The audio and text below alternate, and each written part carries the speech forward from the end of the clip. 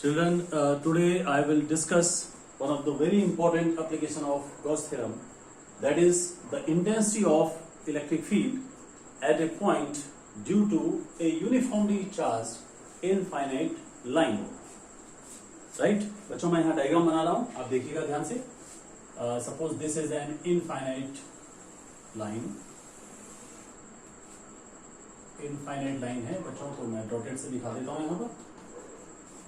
Right? And this is uniformly charged. This is uniformly charged. Uniformly charged line. यानी कि हमें ये पता नहीं है कि इस पर कितना चार्ज है, टोटल चार्ज पता नहीं है, but the charge is uniformly distributed along the length, so we can take here the charge per unit length. Charge per unit length बहुत इंपॉर्टेंट हो जाएगा बच्चों. Suppose the charge per unit length is lambda. Lambda is the charge per unit length. ये मान लेते हैं बच्चों. And we have to find the intensity of electric field at a point P. Suppose here एक point P है और यहाँ पर हमें intensity find करनी है. The distance of this point from this infinite charge line is R. P point पे बच्चों intensity find करनी है. Intensity का formula लाना है. Now we can find the intensity at point P using the Gauss theorem. So first thing we have to draw the symmetrical Gaussian surface through the point P. Can we draw a Gaussian surface through the point P which is symmetrical about this line charge? कर सकते हैं? नहीं कर सकते. It is not possible. But there is a logic. एक logic use कर रहे हैं बच्चों. Logic ये है कि हम अगर यहाँ पर एक point opposite direction में ले लें, उतनी distance पर, suppose उतनी distance पे एक point Q है, obviously the intensity of electric field at point Q at the same distance from this seat will be the same as the intensity at point P. Point P पर intensity जो होगी वही point Q पर भी intensity होगी, क्योंकि distance same है और जिस body के कारण charge है वो same है. Right? Now we can draw the Gaussian surface.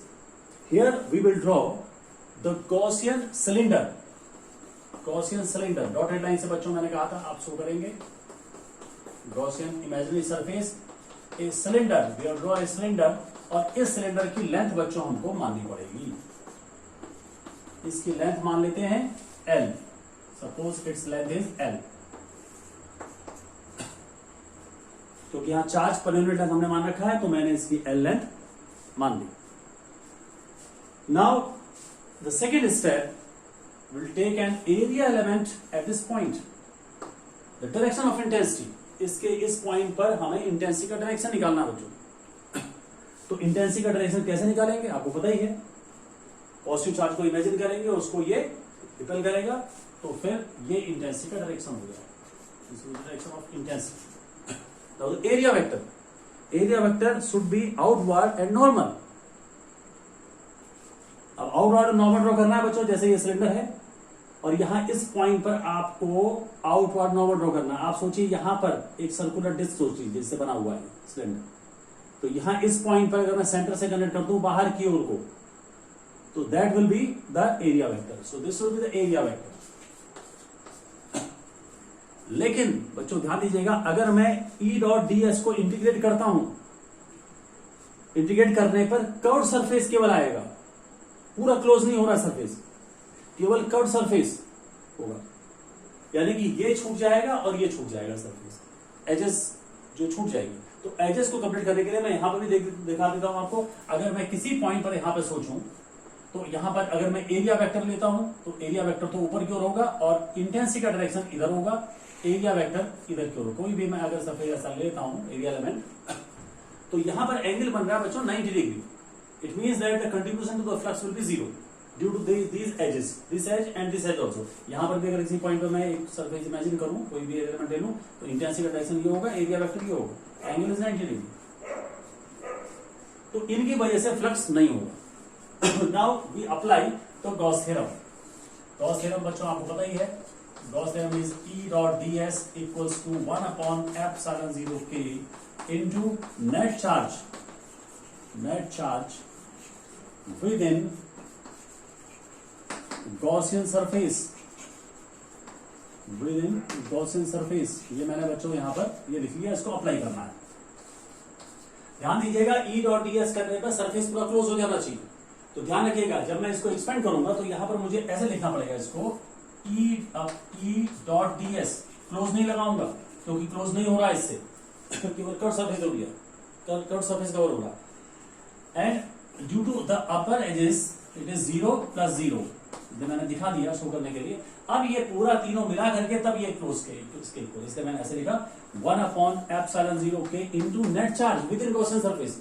Gaussian surface जो सिलेंडर है उसके अंदर नेट चार्ज कितना है बच्चों, ध्यान दीजिएगा, उसके अंदर वही चार्ज होगा जो इसकी एल लेंथ के कारण चार्ज होगा। ये जो लेंथ एल लेंथ है इसके अंदर जो चार्ज आएगा, lambda is the charge per unit length, L length के लिए चार्ज कितना हो जाएगा बच्चों, lambda L, so it is lambda L. Next step, E और डीएस के बीच में एंगल कितना है, 0 degree, so it will be integration of E DS equals to lambda L upon epsilon 0 k. Now you see that the intensity of electric field at the curved surface at any point will be the same. Obvious है, जो intensity यहां पर होगी वही यहां पर होगी, वही यहां पर होगी, हर एक पॉइंट पर इंटेंसिटी लाइन चार्ज के कारण यूनिफॉर्म होगी। ऑब्वियस है क्योंकि डिस्टेंस सब जगह सेम है। सो E is taken out and this will be integration of ds equals to lambda L upon epsilon 0 k. So what is integration of ds? Integration of ds means curved surface area, पूरा curved surface area. So next step we'll do E into 4 pi, sorry, integration of ds क्या हो जाएगा बच्चों, 2 pi RL, ये होता ना curve surface area cylinder का, this will be lambda L upon epsilon 0 k. Now what will be E?